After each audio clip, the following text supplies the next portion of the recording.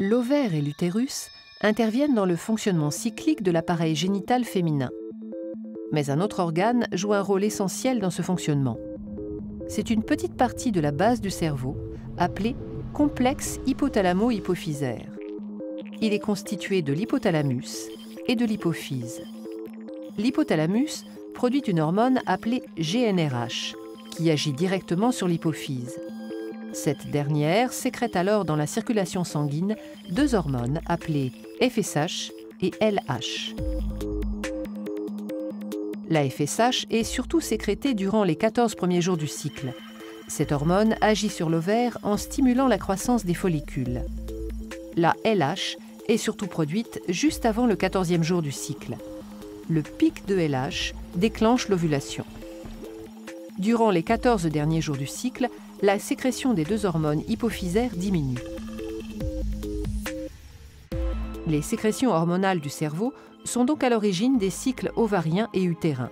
Cependant, les sécrétions de l'ovaire exercent elles aussi en retour une influence sur le fonctionnement du complexe hypothalamo-hypophysaire.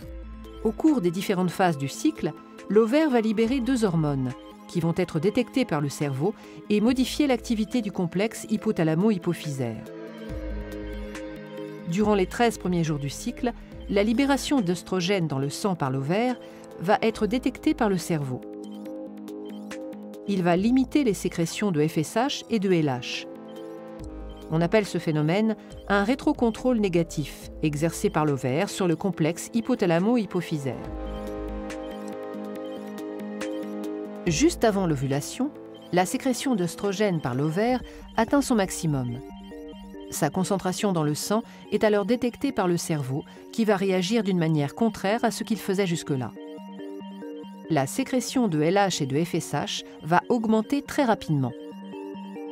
On appelle ce phénomène un rétrocontrôle positif exercé par l'ovaire sur le complexe hypothalamo-hypophysaire. Il est indispensable à l'ovulation qui a lieu le 14e jour. Les 14 derniers jours du cycle, l'ovaire exerce à nouveau un rétrocontrôle négatif sur le cerveau en sécrétant la progestérone.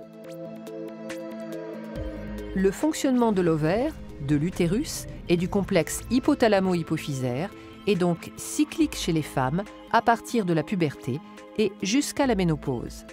Ce fonctionnement repose sur un dialogue permanent entre ces organes au moyen de diverses hormones sécrétées dans le sang.